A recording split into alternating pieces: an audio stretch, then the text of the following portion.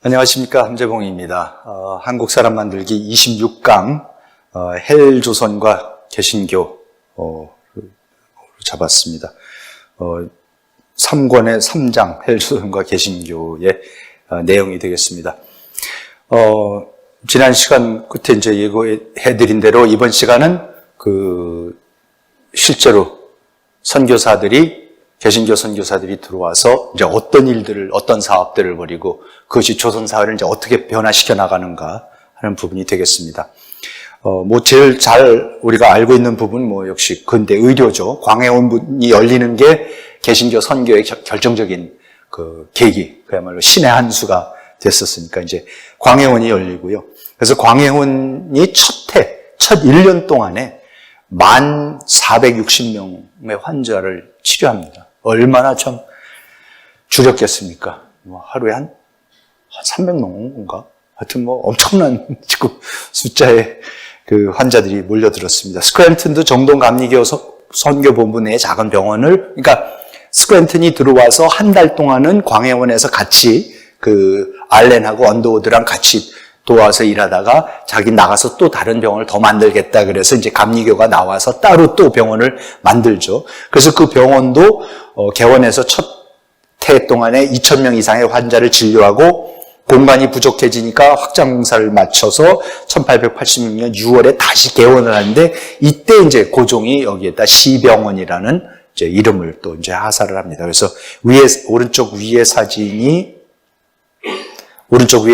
이게 광해원이고 아래 있는 사진이 그 시병원의 사진이 되겠습니다.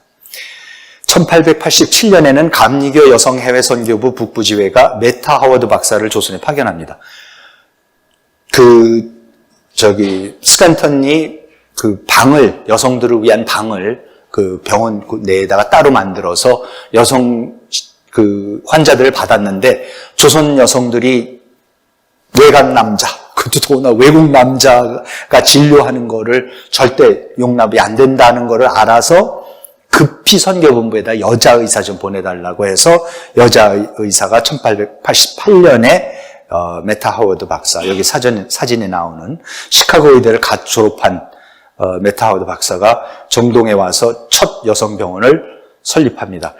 1862년생이 1887년에 왔으니까 25살 때 온 겁니다. 고종은 보구여관이라는 이름을 하사하고 이 보구여관이 이화여대 의과대학의 전신이 되는 겁니다. 그래서 치료비를 낼 수 없는 환자들 다 그랬지만은 치료해주면서 얼마나 많은 환자들이 이제 찾아왔겠습니까?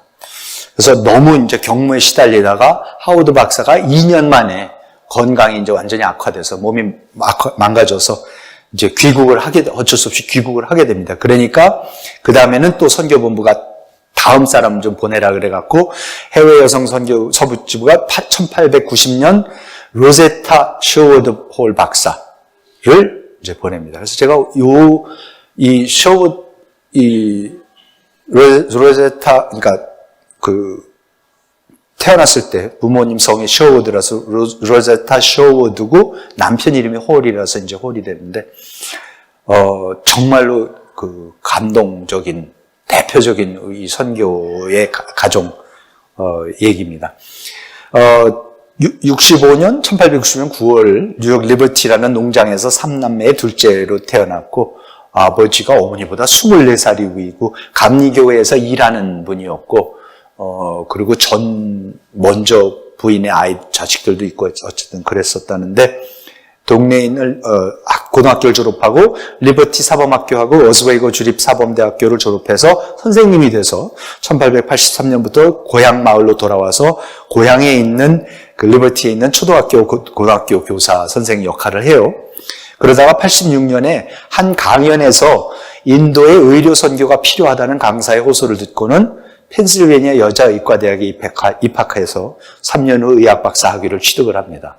그러니까 참 이때의 그 미국 젊은이들이라는 게 어떻게 저렇게 그 강연을 듣고, 그렇죠? 그러니까 언더우드 목사도 뭐 미리 본인 인도로 가겠다고 했지만 결국 조선으로 가게 되고 이런 게 그 미국의 젊은이들이 이 당시에 이 선교의 이 열정, 이거는 정말 진짜로 그 놀라운 일입니다. 너무나도 놀라운 일입니다.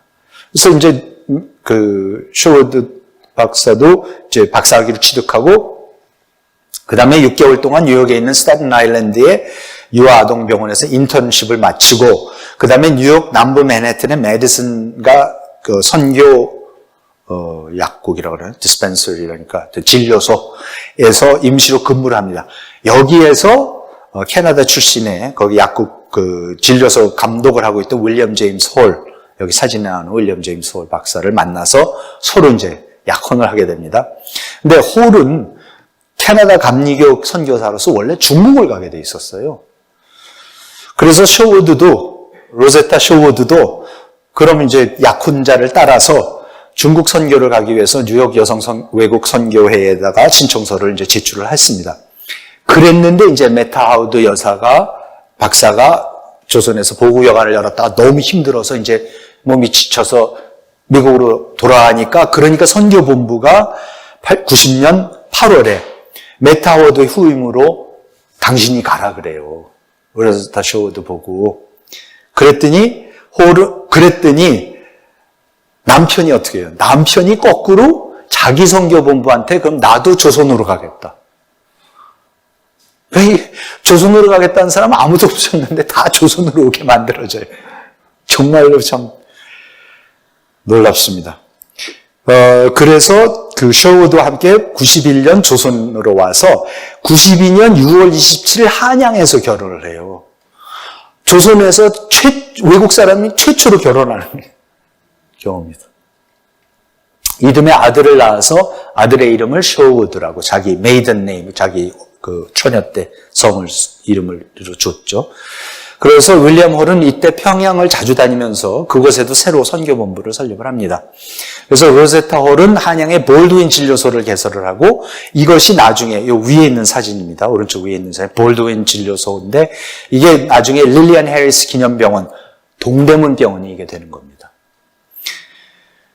그래서 동대문 병원이 이제 만들어져 이때 세워지는 거고요. 저는 그래서 동대문 병원 그때 허물 때 동대문 옆에 그 성곽 복원한다 그러면서 동대문 병원 허물었잖아요. 저희 아버님도 동대문 병원에서 나셨었는데 그런 걸 떠나서 이 얼마나 참 유서 깊은 기가 막힌 얘기인데 이런 걸 우리가 모르고 원래 밑에 있는 사진은 이제 원래 건물이었고 뭐 그때야 뭐 나중에 지은 건물로 돼 있었지만 하여튼 그런 건물들이 다 없어지는 게 흔적들이 없어지는 게 참 아쉽습니다. 그리고 94년 5월에 홀 가족이 평양으로 이사를 가요. 아예. 그러니까 평양은 완전히 볼모지니까 선교의 볼모지니까 이때까지만 해도 평양으로 가요. 근데 1894년이 뭡니까? 청일전쟁이 나는 해예요. 그래서 갔다가 너무 이제 반기독교적인 소요가 많고 이때 동학 같은 게 굉장히 반기독교적인 그 요소가 굉장히 강했습니다. 그러니까 어떻게 보면 좀 경쟁 상대였지 않습니까?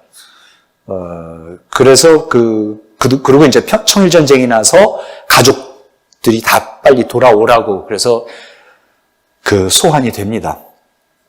그런데 9월에 평양전투가 이제 제일 중요한 전투 중에 하나였었죠. 청일전쟁에서. 평양전투에서 드디어 일본이 중국을 완전히 이제 격퇴를 하고, 그리고 이제 밀어 올라가기 시작해서 압록강을 건너가기 시작하고, 위해도를, 해군들을 이제 공략을 하면서 이제 청일전쟁이 본격적으로 벌어지는데, 평양전투에서 일본군이 승리한 후 윌리엄 홀은 부상병을 치료하기 위하여 평양을 잠시 방문해서 그랬다가 장티푸스에 걸려서 11월 달 한양에서 다시 돌아와서 세상을 떠납니다. 남편이 죽습니다. 그러니까 부상병이라는 게 일본 사람들은 이때 벌써 이미 완전히 신식 군대를 만들었기 때문에, 근대군을 만들었기 때문에 군의관들하고 이 사람들 다 데리고 갑니다. 그래서 군의관들이라고 자기네 부상병도 치료하고 심지어는 중국 부상병들까지도 치료하는데 중국은 완전히 봉건식 군대입니다. 그런 거 없습니다. 군의관이고 이런 거 하나도 없는 거죠. 그냥 부상병은 버리는 거죠. 그래서 이제 그 사람들을, 수많은 청나라 부상병들과 이런 사람들을 이제 홀 박사가 가서 그 치료를 하다가 장티푸스가 돌아가지고 본인이 이제 장티푸스에 걸려서 죽습니다. 이 오른쪽 사진이요, 여기에 그 모페트 목사하고 이 홀 목사하고 그 해의 마지막으로 제물포에서 평양 가는 배를 기다리면서 둘이서 찍은 사진입니다. 돌아가기 직전에, 몇 달 전에 찍은 거의 마지막 사진일 겁니다. 남편이 병사할 당시 임신 7개월이었던 로제타 홀은 둘째 아이를 갖고 있었습니다. 첫째 아들은 조선에서 그때 낳았었고요. 쇼우드라고 이름 붙인 아들은. 그리고 이제 둘째를 임신하고 있었는데, 어린 아들 데리고 고향인 뉴욕 리버티로 귀향을 이제 합니다. 그래서 1895년 1월 18일 날 귀국한 지 4일 후에 딸 이디스 마가렛을 낳습니다. 아슬아슬해 도착해서. 그러고 나서는 2년 반 동안 고향에서 조선 선교를 위한 강연과 모금 활동을 벌이고 남편 윌리엄 홀의 전기를 또 씁니다.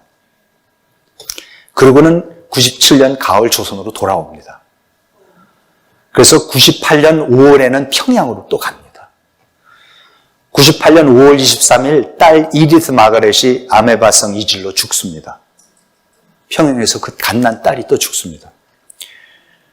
99년에는 평양 여성약국에 딸을 기념하는 이디스 마가렛 기념병원, 기념동 이디스 마가렛 메모리얼 윙을 설립하고 1906년에 화재로 건물이 불타자 1908년 광해 여원을 또 세우고, 요게 이제 사진이 요 딸과 이게 아들 쇼우드입니다. 로제타 홀. 1890년대에는 조선 최초의 의학 유학생 박에스터를 미국에 보냅니다. 박에스터를 여자를 교육시켜서 그러니까 최초의 의료 유학생으로 미국에 보내는 것도 로제타 홀 여사가 합니다. 28년에는 여성의료원을 설립하고 평양의 시각장애자 맹아학교 교장을 역임을 하고요. 한글에 기반한 점자를 최초로 개발을 합니다.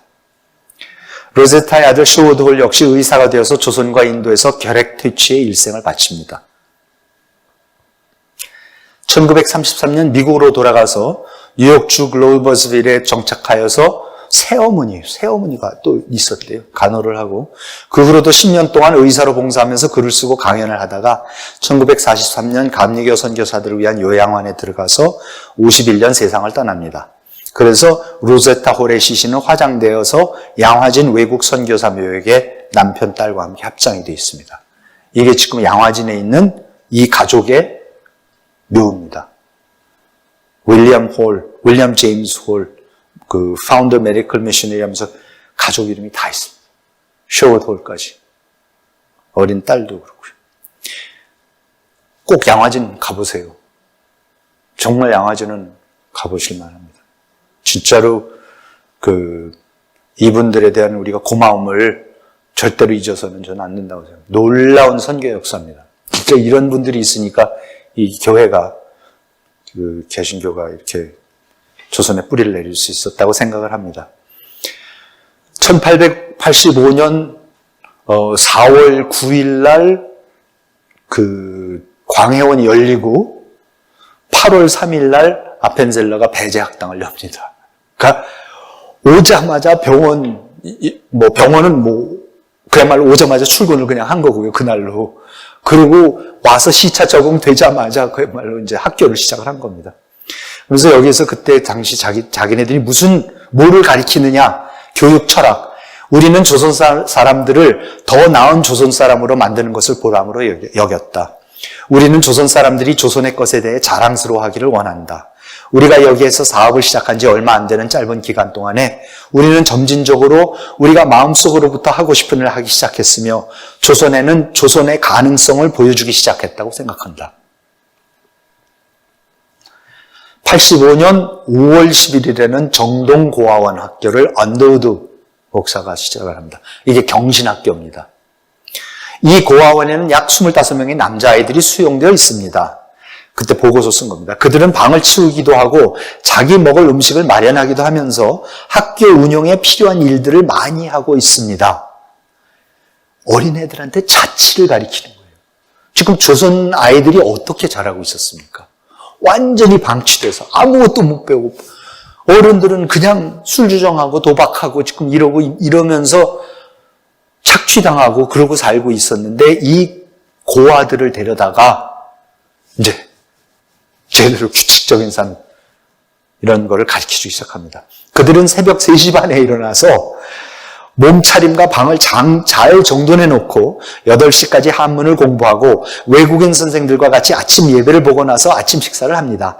식사 후에 영어 공부를 조금 하고 또 성경 공부를 합니다. 수업 시간 사이에 쉬는 시간을 넣었고 오후에는 놀기만 하고 복습도 하고 한문 공부도 조금 하게 되었는데 한문 공부는 조선인 교육에 요긴한 과목입니다. 그러니까 이제 이런 고아들한테 영어, 성경 이런 건 물론이지만 한문까지도 조선 사회에서 살 사람들이니까 아이들이니까 이제 이런 거를 하기 시작합니다. 이게 이제 근대 교육이 이렇게 시작이 되는 겁니다. 그러니까 거듭 말씀드리지만 봉건 사회의 삶의 리듬과 형태가 어땠었던 거, 이런 시간 지키고 이런 거 개념. 제가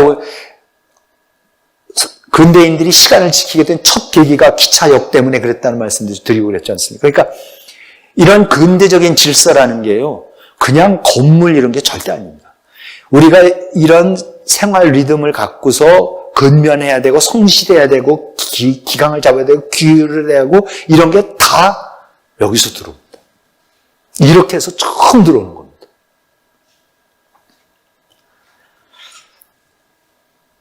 이런 부지런함만 가르쳐주는 게 아닙니다. 신분제, 조선사회의 악 중에, 적폐 중에 최악의 적폐였던 신분제 다 이 목사님들이 극복합니다. 이건 뭐였냐면요. 세뮤얼 목사님이 곤당골, 그 종로 옆에 있는 곤당골에서 와서 이제 92년부터 들어와서 선교를 하기 시작했고, 거기에 이렇게 백정들이 사는 골목이 있었대요. 그래서 백정들한테도, 오고 가는 백정들한테도 이제 선교가 되기 시작하고 그랬었는데, 그래서 이제 박성춘이라는 사람이 처음으로 이제 전교가 됐는데, 원래는 그 아들이 나중에도 나오겠지만, 그 박서양이라고, 박봉출, 우리나라 최초로 세브란스에 가서 조선 사람으로 최초로 의사가 되는 사람인데, 그 사람의 아버지죠, 이제. 박성춘이라는 사람이, 장티푸스인가? 콜레라인가? 무슨 병에 걸렸는데, 그때에 광해원에서 에비슨 박사가 와서 치료를 해줘요. 그랬더니, 박성춘이, 에비스님은 어이 아니냐, 지금. 고종하고 민비를 고쳐주는 사람인데, 아니, 어떻게 어이가 나 같은 백정을 지금 고쳐주냐고, 이건 도대체 무슨 일이냐고. 그러니까 이제 아들이 교회를 좀 왔다 갔다 했었어요. 그러니까 이제 아들이 때는 이때다 하고 이제 아버지한테 온갖 책자를 갖다 드리고 글 가르쳐 주면서 이렇게 하죠. 그래서 최초로 곤당결 교회라는 거를 만드는데, 그러니까 우리나라의 세문안교회 두 번째 교회라고 그래요. 그 교회를 만드는 데에 이제 박성춘이 그 교회를 다니기 시작을 합니다. 백정이 이제 다니기 시작을 해요. 그래서 백정이 다니기 시작하다가 1895년에 갑오개혁이 일어나요. 갑오개혁이 일어나서 신분 철폐를 하지 않습니까? 이제 천민 이런 거 다 없어지지 않습니까? 갑오경장 때. 그때에 박성춘이 모 목사한테 와서 우리 백정들도 좀 완전히 이거를 철폐 좀 하게 해달라고. 그런데 너무나 재밌는 게 철폐하는 방법이 뭔지 아세요? 뭐를 요구를 하냐면은 갓 쓰고 그 망건, 그러니까 상투 틀고 갔을 수 있게 해달라는 거예요. 왜 그러냐면은 천민들, 백정들만 상투를 틀 수가 없었어요. 갓을 쓸 수가 없었어요. 그래서 애들도, 상민들의 애들도 백정들한테는 백정 어른한테 반말을 했습니다. 무조건 반말을 했습니다. 백정한테는. 그리고 우리가 영화 같은 데서도 보면은 백정 그러면 군도 이런 데 보면 이렇게 머리를 맨날 풀어 헤치고 있잖아요. 실제로 상투를 못 틀게 했죠. 그래서 머리를 풀어 헤치고 있습니다. 그래서 이때에 이 박성춘이 모 박사한테 와서 우리가 정부 탄원서를 내가 올리고 싶은데 좀 쓰는 거를 도와달라. 그러면서 무슨 탄원서를 하냐면 백정들한테도 상투 틀게 해달라는 거예요. 그래서 이제 그 탄원서를 이제 올리는 얘기입니다. 그래서 올렸어요. 올리고 나서 이제 모 목사가 이제 쓰는 겁니다. 백정들은 긍정적인 답이 오기를 바라면서 간절히 기도했다. 탄원서 한 부는 당시 막강한 영향력을 행사하던 일본 공사 이노우에 가오루한테 보냈다. 이노우에 가오루가 이때의 갑오개혁 때 건너와서 직접 그 대단한 사람이 아예 이번에는, 그러니까 기억나시죠?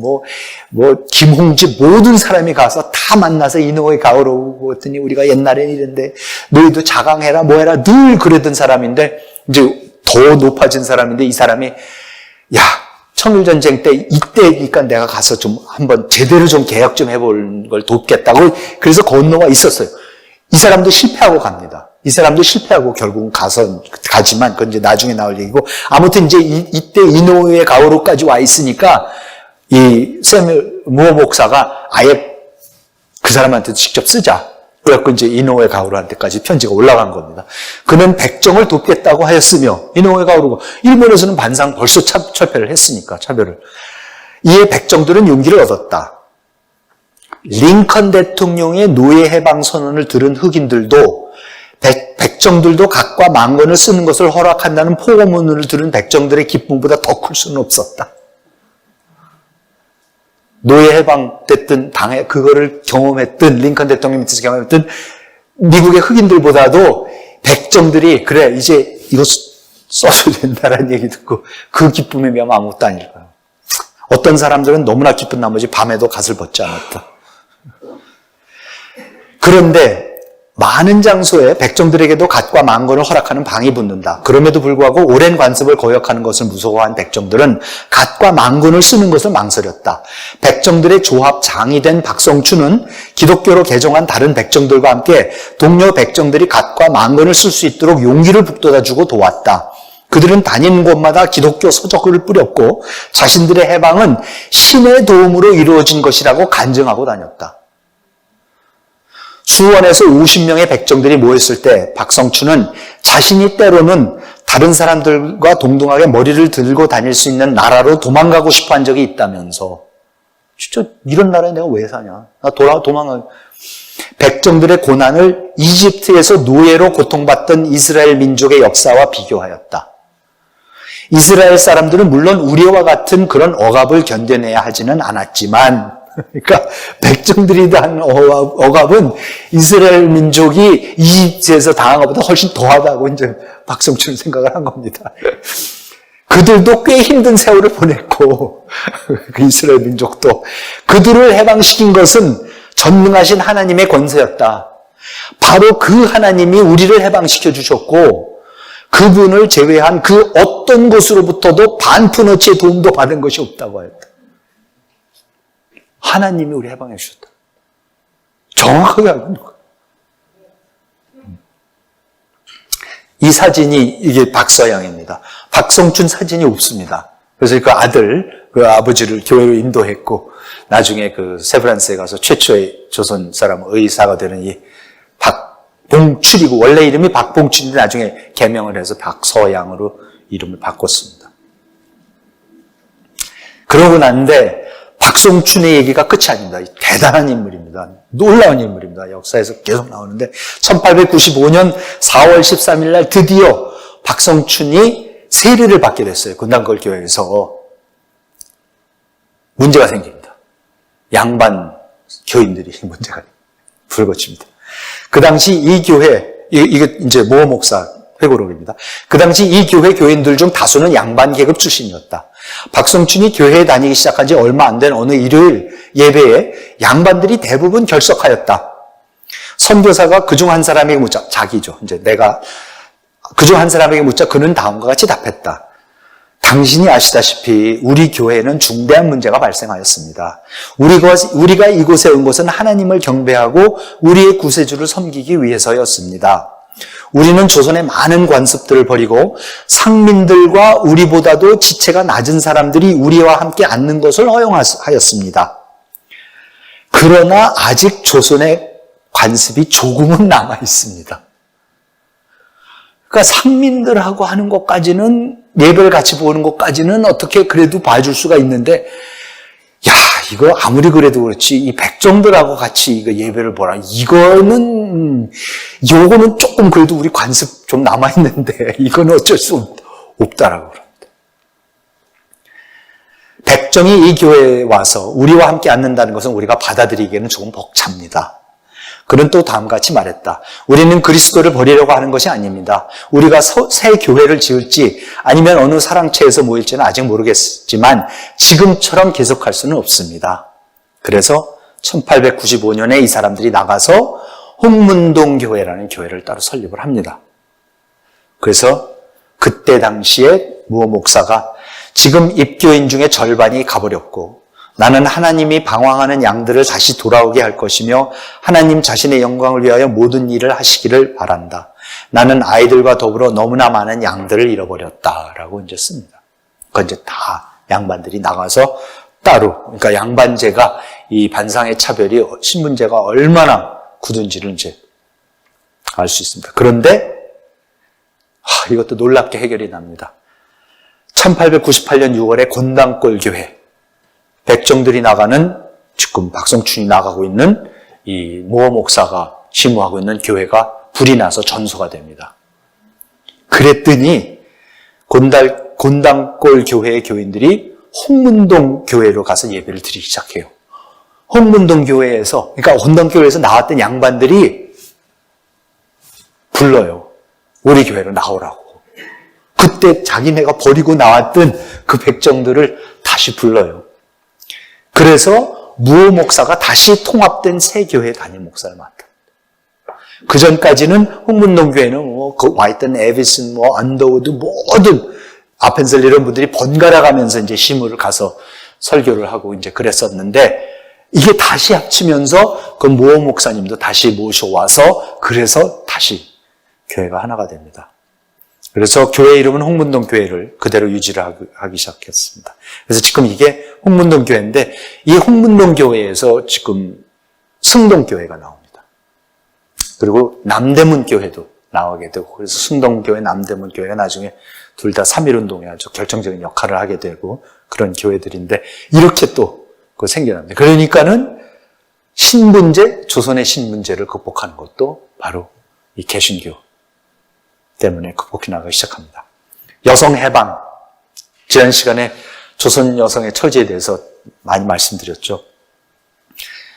어리석은 철학, 그분들이 써놓은 거예요. 조선의 여성들에 대해서.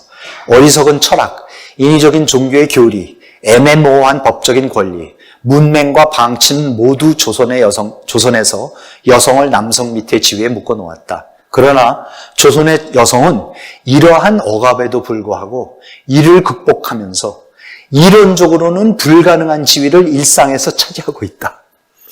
조선의 여성은 근본적으로 부지런하고 개성이 강하며 비상 상황에 능숙하게 대처할 줄 알며 미신을 숭상하지만 끈기 있고 불굴의 의지를 갖고 있고 헌신적이다.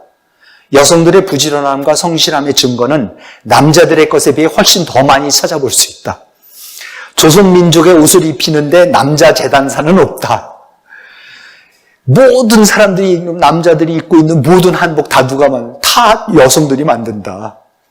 매우 풍성하여 마치 많은 양의 옷감을 낭비하도록 만들어진 것 같은 조선의 옷은 모두 여자들이 만든다. 그 다음에 이 모든 옷들을 세탁하는 일도 여자들의 몫이다. 매일 전 국민이 먹는 20만 가마의 쌀로 밥을 짓는 것도 여자들의 몫이다. 농촌에서는 남자의 몫을 하고 우리는 여자가 남자와 함께 멍에를 쥐고 밭을 가는 것을 볼 수 있다. 수천 개의 작은 좌판에서 물건을 팔면서 능숙하게 장사도 한다. 실제로 조선의 남성들이 자신들이 장악했다고 착각하는 거의 모든 영역에서 조선 여성의 힘과 영향력을 발견할 수 있다. 그때나 지금이나 이건 마찬가지인 것 같습니다. 고난의 시절이 찾아오고 집안이 굶주리게 되면 재빠른 바느질과 나는 듯이 빠른 세탁과 다림질로 부인은 집안이 무너지는 것을 막는다. 정말로 정확하게 봤습니다. 진짜로 그러면서 이제 자기네가 하는 게 뭐냐? 그들에게, 조선의 여성들에게 실질적이고 보편적인 지식을 제공해 줌으로써 그들에게 관찰하고 결론을 도출하고 자신들이 배우는 것을 실질적으로 활용하고 적용하도록 하고, 다시 말해서 생각하는 방법을 배우고 자신들의 힘으로 문제를 해결하는 것을 가르치는 것, 이런 것들을 통해서 그들의 삶을 풍요롭게 해주어야 한다. 수대에 걸쳐 굳어진 관습을 극복하고 여자아이들과 그들의 친구들에게 그들이 여자임에도 불구하고 공부를 한다는 것이 말이 된다는 것을 설득하고, 여자인데 왜 공부를 하냐? 그게 아니라 공부를 해야 된다라는 걸 설득하고 용기를 북돋아주는 것은 쉬운 일이 아닐 것이다. 그러나 우리의 투쟁은 거듭할수록 쉬워질 것이다.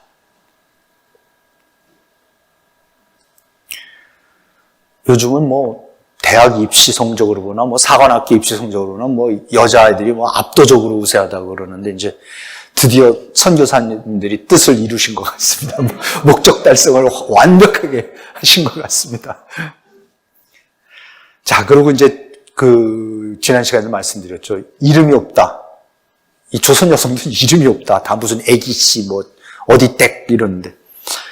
1888년 9월, 이화학당에서 스크랜턴 여사가 처음으로 세례를 줍니다. 이화학당에서 처음으로 세례를 주는 겁니다. 2주 전 저녁에 부인 3명이 세례를 받았습니다. 다른 이들도 뒤를 이을 것으로 생각합니다. 여기 조선 여인들은 이름이 없다는 점을 알려드리고 싶습니다. 부인들은 이씨, 박씨 같은 집안 혹은 어떤 남성의 소유일 뿐입니다. 그래서 우리는 이들이 세례를 받으러 나올 때 어떻게 불러야 할지를 몰라 곤혹스러웠습니다. 우리는 처음에 생각하기를 이들이 어렸을 때 불렸던 이름을 되찾아주는 것이 좋다고 생각했습니다. 그런데 그들은 어릴 때 그저 큰애기 혹은 작은애기 같은 칭호로 불렸다는 것을 알았습니다. 이제 와서 그런 이름을 붙여주는 것이 적당하지 않다는 것을 알고 우리는 마르타, 미리암, 살로메 같은 기독교식 이름을 지어주기로 했습니다. 그래서 맨 왼쪽이 여메레. 메레가 뭡니까? 메리. 여메리입니다. 박에스더. 에스더는 박에스더고. 그 다음에 하란사. 란사가 뭔지 아세요? 낸시. 하낸시입니다. 낸시 하. 그 다음에 김환란. 헬렌 김이죠. 김환란. 이렇게 조선 여성들이 성경에 나오는 이름을 얻습니다.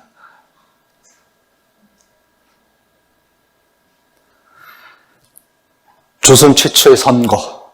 저는 항상 정치학자로서 조선 사람들이 최초로 선거를 해본 게 언제냐 그러면 전부 다들 1948년 제헌국회 때 그때 처음 투표하는 장면들 많지 않습니까? 사진도 많고. 아닙니다. 제일 먼저 투표한 거예요. 장로 뽑을 때 투표했습니다. 그렇죠?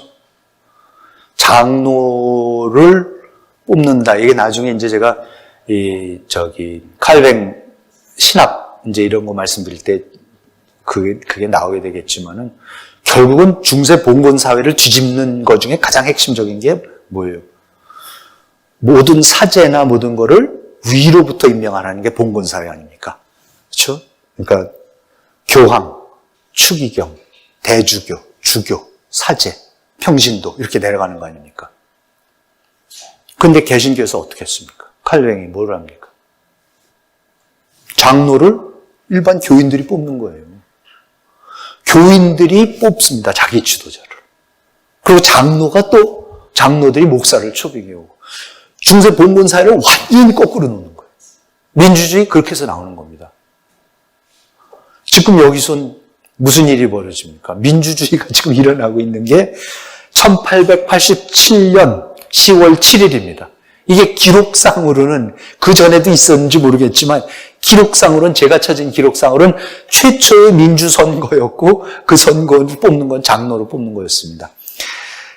안도우드 목사의 기록입니다. 지난주 화요일 우리는 2명의 장로를 선출하고 그 다음 일요일을 임명함으로써 장로교회의 조직을 완성하였다. 이게 무슨 조직입니까? 이게 세문안교회입니다.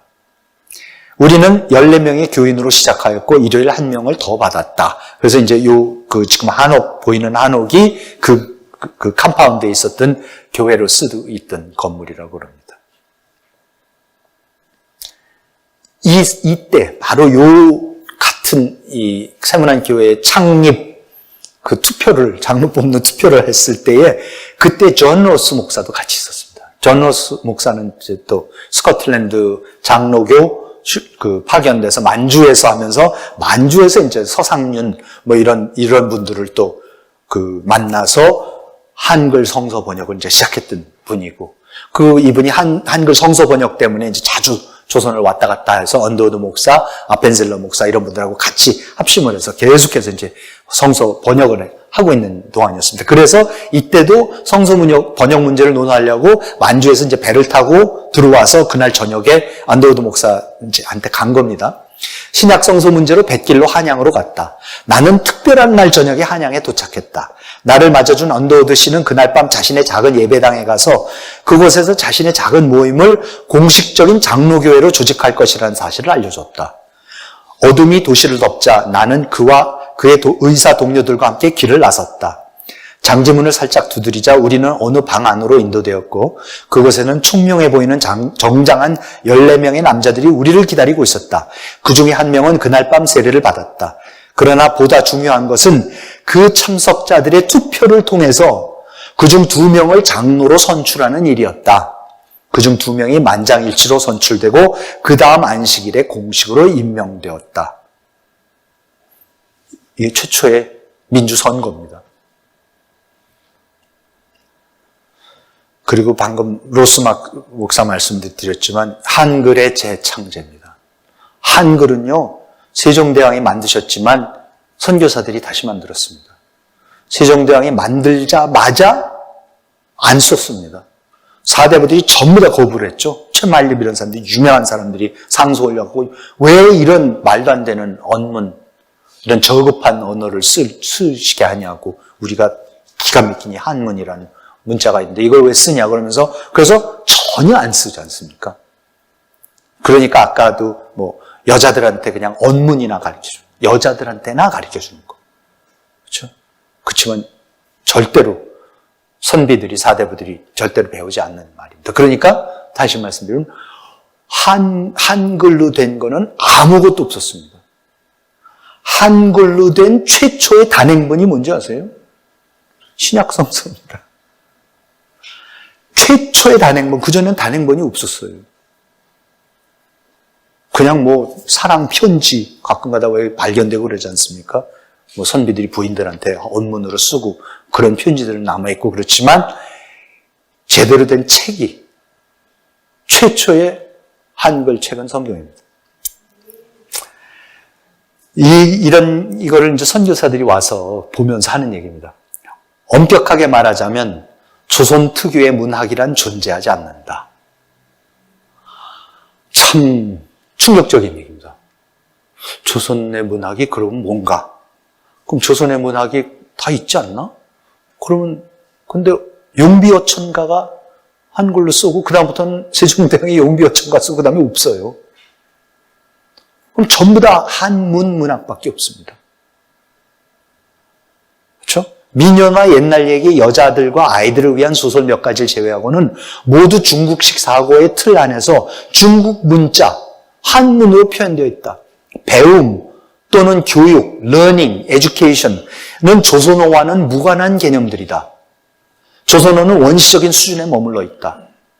그 조선어는 누가 썼습니까? 보통 사람들이 그냥 일상 살아가는데, 그 처참한 일상 살아가는데 쓰는 말밖에 없어요. 그럼 거기에 어떤 어휘가 있었고 무슨 단위가 있었고 무슨 고차원적인 개념들이 있었겠습니까? 그나마 그런 것들은 전부 다 한문으로 하고 있었는데 극소수의 몇 명의 선비들이, 사대부들이, 유명한 작가나 시인들은 자신들의 언어를 사용하지 않았다. 한양에는 2개의 책방이 있는 것으로 알려져 있는데 거기에서는 중국어 서적밖에는 팔지 않는다. 조선어로 된 인쇄물은 찾아볼 수 없다. 왜냐하면 소위 배운 사람은 조선 고유의 문자로 쓰여진 것은 천한 것으로 간주하기 때문이다. 그런 사람들은 대개 중국식 교육에 푹 빠져 자신의 나라의 표음 문자, 글에 대해서는 무지하다. 나는 수차례 조선의 선비들에게 자신들의 모국어를 가꿀 것을 종용해봤고 심지어는 영국의 작가들의 예를 들면서 수치를 느끼게끔 해보려고도 하였다. 그러니까 영국에서도 사실 라틴 말로만 모든 성경을 읽다가 그게 이제 뭐 위클리프 이런 사람을 통해 갖고 영어로 이제 번역이, 종교 개혁이 일어나면서 영어로 번역이 되기 시작해서 킹 제임스 버전이 나오고 이러니까는 이제 드디어 사람들이 말이 생기기 시작한 거 아니에요. 그러니까 셰익스피어가 나오는 거죠. 그러니까 밀턴이 나오죠. 거기도 영어로 된 게 아무것도 없죠. 그 전까지는. 근데 킹 제임스 버전이 나오니까 그 다음부터, 그렇죠? 그 어려운 라틴 말로 되어 있는 그거를 하나도 안 쓰던 언어로 그렇게 아름답게 기가 막히게 번역을 해내는 거 아닙니까? 그래서 그걸 가지고 영문학이 나오는 거예요. 지금 조선 문학이 어디서 나오는 겁니까? 그러니까 목사님이 얘기해 주셔서 그렇지만은 진짜 이 킹 제임스 버전이라는 게 영국에선, 그러니까 우리가 알고는 그냥 영문학은 다 거기서 나오죠. 그전엔 영어가 없었어요. 그거 너무나도 놀라운 겁니다. 근데 이게 영국에서 그러죠? 독일에서 그러죠? 그럼 동문학은 어디서 나왔죠? 루터가 독일말로 라틴어 성경을 독일말로 번역을 하니까는 독일 그 문학이 나오죠. 불문학은 어디서 나옵니까? 불어로 라틴어 번역을 불어라는 그냥 일반 사람들만, 조선의 백성들 같은 헐벗고 그런 보통 사람이 쓰던 말로 그거를 번역을 해내니까. 그러니까는 불문학이 나오는 거죠. 조선에 똑같은 일이 벌어져요. 그러니까 이 한글을 가지고 성서 번역을 통해서 나온 그 개념들을 가지고, 그렇지 않습니까? 아니, 춘원이광수고 김동리고 이런 사람들이 어휘가 어디서 나왔겠어요? 어디서 갑자기 자기네가 이 사회를 묘사하는 무정 이런 데서 나오는 그 개념들, 사랑? 이런 거 어디서 지금 나왔을 거예요? 성서 번역을 통해서 번역된 성서 갖고 나오는 거예요. 그러니까 한글은 재창제됩니다. 선교사들이 재창제를 해내는 겁니다. 그래서 이제 이런 얘기를 하면서 영국 얘기까지 들어주면서 조선 선비들 보고 야 한글 써라 그랬더니 그러나 못 헛수고였다. 그야말로 마이동풍이었다. 이 양반이 누구더라? 이게 쓴 양반이 그리피스였나? 뭐라 그러더라? East wind in horse's ear라고 아예 그렇게 썼더라고요. 그러니까 마이동풍이라는 표현을 알아가지고 아예 영어로 그렇게 쓰셔서 제가 번역을 아주 편하게, 이게 무슨 소리가 했더니 마이동풍이더라고요. 그래서. 선교사들은 성서와 기타 기독교 문학과 서적들을 언문이라고 불리는 조선의 글로 인쇄한다면 조선 사람들을 모두가 글을 읽게 할 수 있을 것이라는 사실을 한눈에 알아봤다. 그러니까 선교사들이 와서 야, 이 무지한 백성, 한문을 아는 사람은 한 5%가 많아야 5%, 넉넉 잡아서 5%인데 그럼 나머지 95%는 글을 하나도 모르는데 그럼 이 사람들한테 성경을 어떻게 가르쳐 도대체? 성서를 읽혀야 되는데. 그리고 성서를 무슨 말로 번역을 해? 그런데 언문? 이게 뭐야? 들어가 봤더니 로스 목사가 아예 그렇게 써놨지 않습니까? 세계에서 가장 과학적인 언어가 여기 있더라는 거예요. 그래서 이걸로 하면 되네. 이거 너무 쉽게 배울 수 있네. 우리 같은 외국 사람들도 금방 배우네.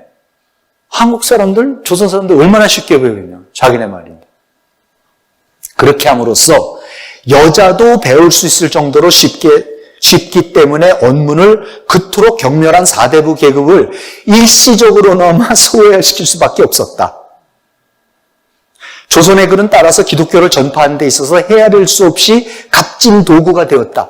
그러니까 또 왜 세종대왕은 또 이런 글을 만들어 놓으셔가지고 400년 동안 다 썩힌 글을 또 이거를 이 사람들이 또 와갖고 이거를 또 발견을 해내가지고 그걸 또 써서 이런 기가 막힌 문자를 우리가 세계에 지금 자랑하는 그 문자를 다시 발굴을 해내서 해피리면 그걸 갖고 제일 먼저 쓰는 책이 신약성서. 무지한 남자, 여자, 아이들도 곧 글을 읽고 쓸 수 있게 되었다. 사대부 계층이 자신들의 성경과 책들을 굳이 중국어로 인쇄하는 것을 원한다면 그렇게 해주겠지만, 그러니까 이건 죽어라고 그러면 굳이 한문으로 된 성경만 읽겠다 그러면 뭐 중국에서 많이 해놨을 테니까 갖다 줘도 되겠고 하겠지만, 그렇지만 뭐예요? 일반인들은 한글을 사용하면 됐다. 그러니까 아까 약간 사대부들을 소외하는 수밖에 없다. 소외시킬 수밖에 없다는 게 그 얘기예요. 지금 한문으로 뭐 갖다 쓰든지 하시오. 나는 일단 한글로 하겠고 한글로 성경을 가르칠 테니까 배울 사람은 배우는 거고 그러다 보니까 자동적으로 소외되는 거 이제 사대부들이 소외가 됐다는 얘기죠. 언문은 며칠이면 배우고 곧바로 조선어 성경을 읽고 조선어의 글과 말을 배울 수 있었기 때문에 선교사들에게도 큰 축복이었다. 조선이 일본에 비하면 그토록 빨리 기독교를 받아들인 이유에는 여러 가지가 있겠지만 그중 가장 중요한 것 중 하나는 복음이 조선의 평민들에게 가장 익숙한 말과 글을 통해서 전해졌기 때문일 것이다.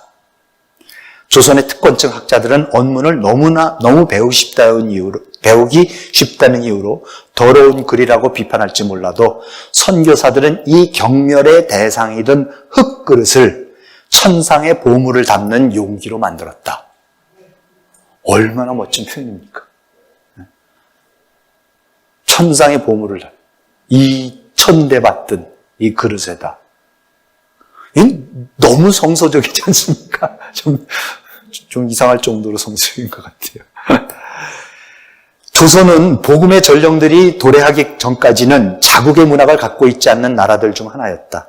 이는 결코 외국 학자들을 우쭐하게 만들려고 괜히 하면서 뭐 우리 때문에 만들어서 이런 얘기 하려는 게 아니다.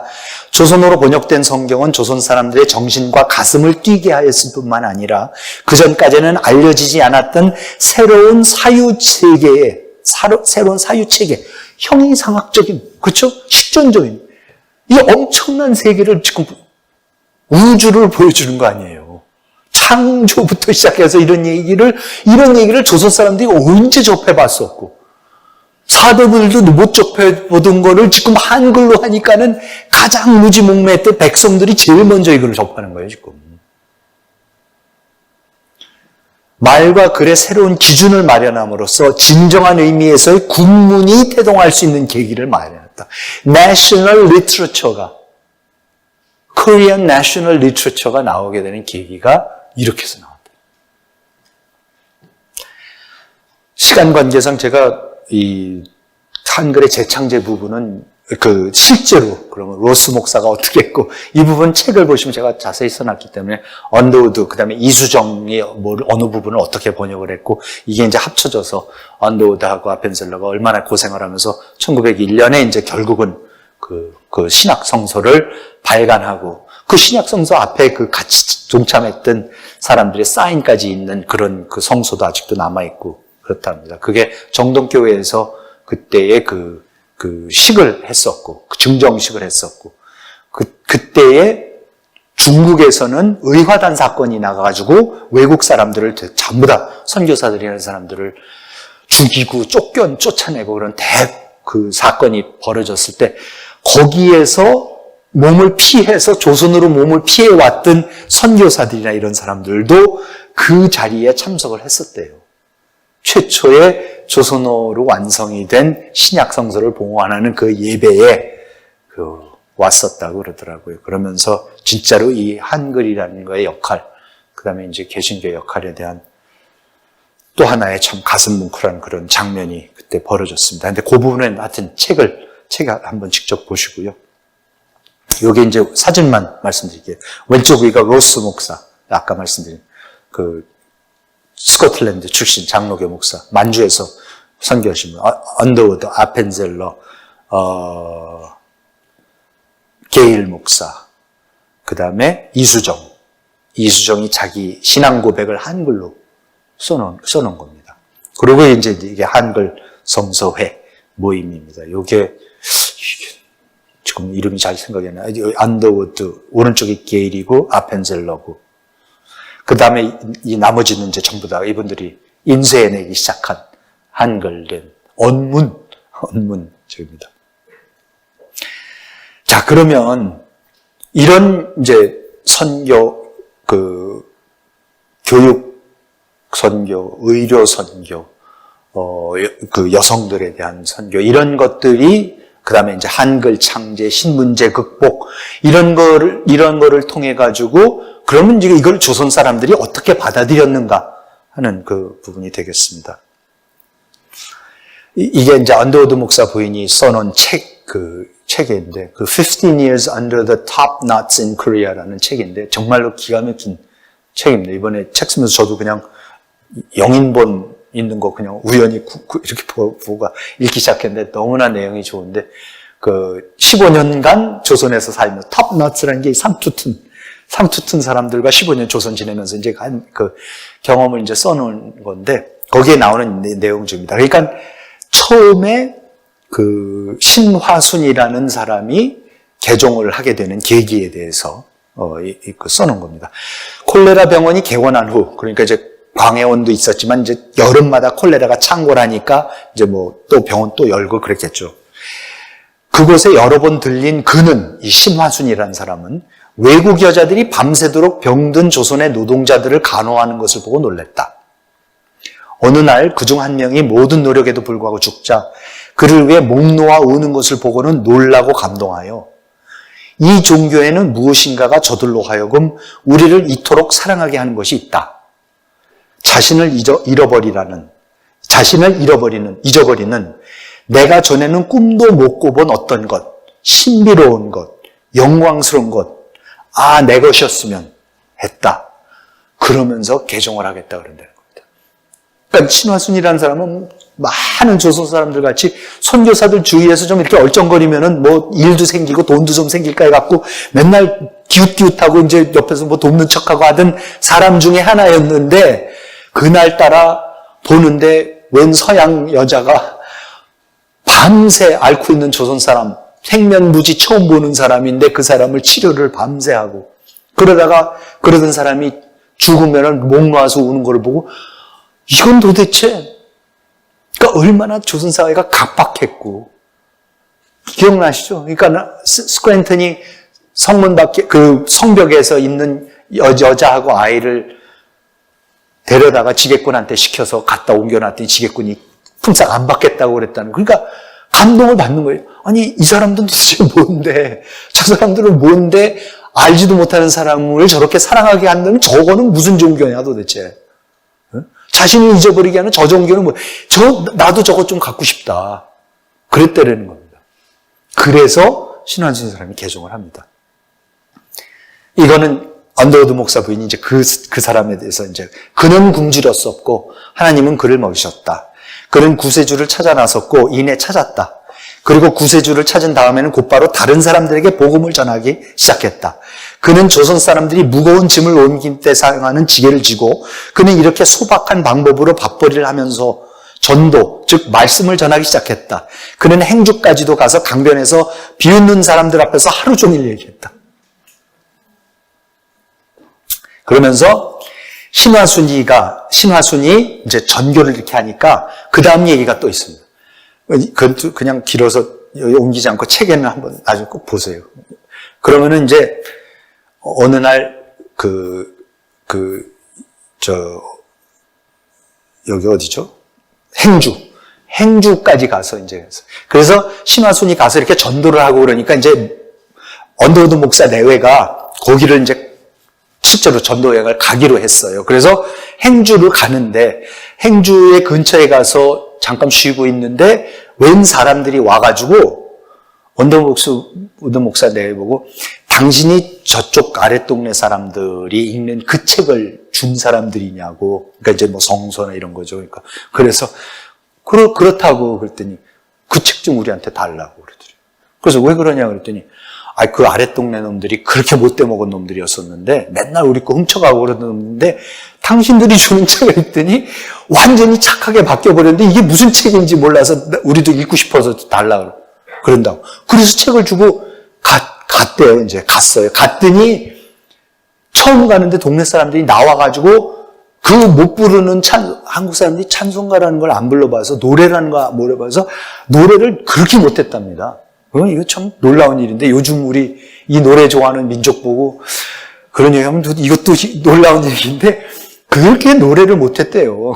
이 목사님, 선교사들이 이구동성을 하는 게 음정 맞출 줄 모르고 노래라는 거 해본 적이 없어요. 그러니까 이제 노래를 근데 이제 찬송가를 부르면서 환영을 하더라는 거예요. 그래서 이제 갔는데 가갖고 이제 얘기를 들어보니까 그런 거래요. 애들이 늘 와가지고는 뭐 참외고 수박이고 이런 거 서리를 해가고 그랬었는데 이제는 땅에 떨어져 있는 과일도 밤이나 이런 것도 안 주워 가더래요. 그래서 이제 하는 게 뭐냐면 뭐를 이 사람들이 느꼈냐면 아니 전에는 훔치지 말아라. 도둑질하면 너 잡히면 혼난다. 그래서 잡히면 막 엄청 매를 때리고 그렇죠? 무서운 죄를 내리는데도 지난 시간에도 말씀드렸듯이 도둑질이 일상화되어 있는 게 뭐야? 아무리 벌을 심하게 줘도 먹고 살아야 되니까 도둑질을 하는 거예요.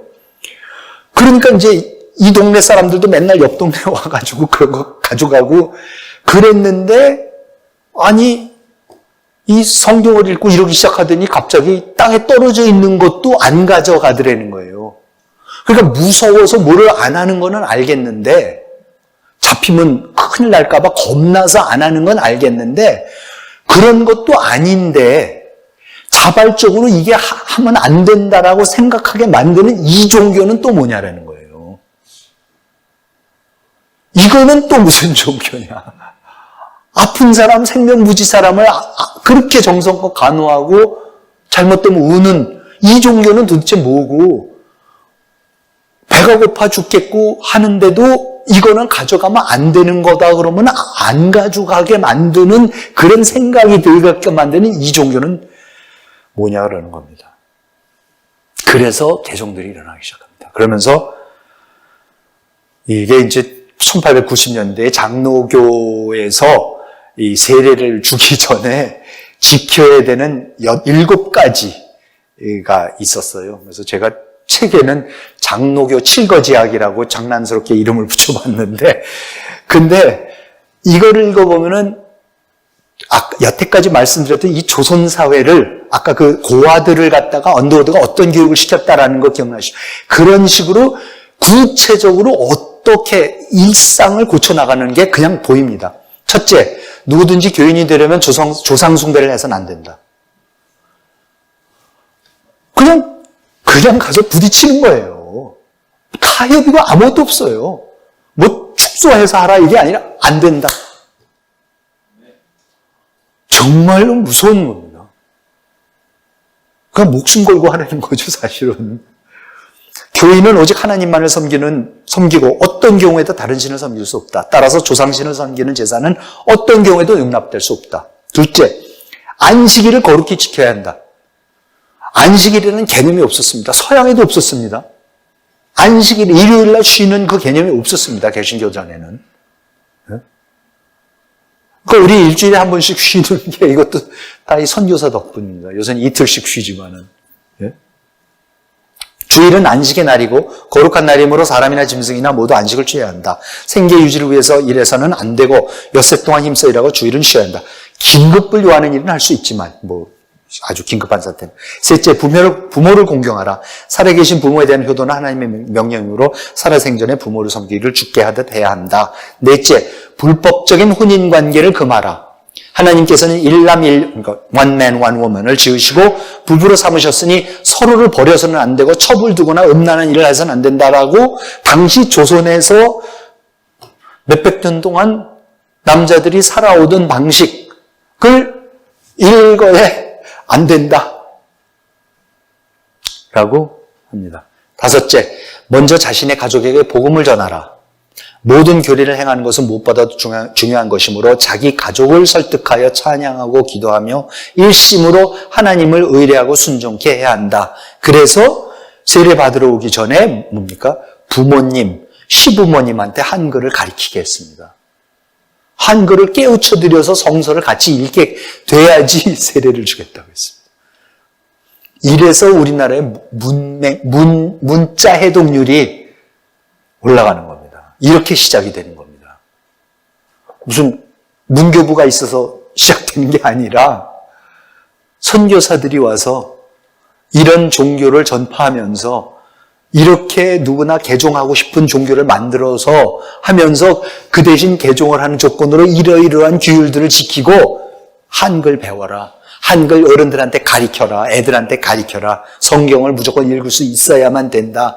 라고 하니까는 성경도 성경이지만 이게 정치사회학적으로 봐갖고 뭡니까? 갑자기 조선 사람들의 이 의식 수준과 이 사고 수준이 엄청나게 폭등을 하는 겁니다, 지금. 여섯째, 생업에 근면하고 계명을 지켜라. 하나님은 일하기 싫거든 먹지도 말라고 하셨다. 프로테스탄트 노동윤리입니다. 이게 막스 베버가 말하는 프로테스탄트 윤리와 자본주의 정신입니다. 일해라. 네가 먹을 거 네가 벌어서 먹어라. 못 벌면 먹지 말아라. 이게 그 중세에서 근대로 넘어오는 그 종교개혁에서 굉장히 이제 중요한 부분인데 나중에 그것도 말씀드립니다. 어느 누구도 일하지 않고 먹을 수 없다. 게으르지 말라, 거짓말하지 말라, 시기하지 말라, 도적질하지 말라, 정직하게 돈을 벌고 힘을 다해 자신과 가족을 부양하라. 조선 사람들이 안 하든 아니면 조선 사람이 하든 모든 거 다 하지 말라는 겁니다, 지금. 그렇죠? 그러니까 일상을 우리가 알면은 조선 사람들이 일상을 아니까 19세기 조선 사람들이 어떻게 살았는지를 알게 되면은 왜 이 선교사들이 한 얘기 지금 들으면은 술 마시지 말라, 담배 도박하지 말라, 축적하지 말라, 그게 뭐 그렇게 대단한 저거야? 라고 하는데 아니죠. 이때 사람들한테는 그냥 살아가는 방식 전체 제사 지내지 말라? 그것밖에 하는 게 없는데 종교 비슷한 거는 그것밖에 하는 게 없는 사람들한테 다 하지 말라는 거예요. 그러니까 완전히 100% 사는 방식을 다 바꾸라는 겁니다. 일곱째, 악한 범죄를 피하라. 성경은 술 취함과 노름을 금하고 있다. 이런 것에서 분쟁과 싸움, 살인과 상해가 나온다. 포도주 아편을 만들거나 먹거나 팔지 말고 도박집을 개설하지 말고 어떤 방법으로든지 남을 타락시키는 일을 해서는 안 된다. 진짜로 이렇게 살 수 없는 사회에 와서 아까도 말씀드렸지만 조선 사람들이 나쁜 사람들도 아니고 원래 도박하는 사람들도 아니고 체제 때문에 그렇게 살 수밖에 없고 거짓말하고 도박하고 술 마시고 이럴 수밖에 없었던 사람들의 사회에 와서 절대 그렇게 하지 말아라. 대신 어떻게 사느냐? 라면서 이제 하나하나 가르치는 거죠. 글을 가르쳐주고 메시에 일어나고 어떻게 성경 공부를 하는 거고 가족이라는 건 이렇게 해야 되는 거고 메시에 가서 뭐를 해야 되는 이런 거를 일상을 완전히 새로 만들어주는 거죠. 그게 경신학교, 배제학교, 그렇죠? 고아원 이분들이 운영 이런 학교에서 일일이 아이들한테 가르쳐주기 시작하는 겁니다. 그러니까는 여태까지 몇백 년 살아왔던 삶 자체를 그대로 중단을 시켜버리고 전혀 다른 완전히 새로운 거를 살리게 하는 겁니다. 이게 혁명입니다. 이게 밑으로부터의 혁명입니다. 갑신정변은 위로부터의 혁명이었어요. 근데 실패하는데 이 밑으로부터의 혁명은 사실 뭡니까? 지금까지도 지속되고 있는 혁명입니다. 그래서 저는 이 장면들을 보고 있을 때 정말로 근대화? 조선이 어떻게 근대화가 됐냐? 이렇게 근대화되는 겁니다. 사람들이 근대화가 돼야 되는데요. 사람들이 이렇게 근대화가 됐습니다. 그리고 그거에 따른 제도들이 들어오고 투표해보고 자기 눈으로 글을 읽기 시작하고 이러면서 조선이 엄청난 변화를 겪기 시작을 합니다. 그래서 다음 시간에는 그러면 이 종교는 그럼 어디서 나온 종교냐? 그러니까 미국 사람들이, 이 선교사들이 가져온 이 개신교는 그럼 도대체 어디서 나온 거냐? 그 얘기를 종교개혁으로부터 그걸 알아야지 조선의 봉건사회를 변혁시킨 이 모습이 유럽의 봉건사회를 개신교가 종교개혁을 통해서 변화시키는 모습하고 얼마나 유사하다는 거를 너무나 우리가 여실히 볼 수가 있습니다. 그래서 이게 세계사적인 흐름인 거고 그 흐름에 우리가 놀랍게 19세기에 동승하게 된 거고 그 흐름을 지금도 계속 타고 있는 거다. 그것이 진정한 의미의 근대화의 흐름이고 그걸 시작한 거가 이 개신교라는 흐름이고 그런 얘기를 제가 새삼스럽게 하는 게 절대 아니고 막스 베버 같은 사람이 누누이 하고 있었던 얘기가 바로 그 얘기들입니다. 그래서 다음 시간에는 종교개혁 얘기로 올라가서 말씀을 드리기로 하고 오늘은 여기서 마치도록 하겠습니다. 시청해 주셔서 감사합니다.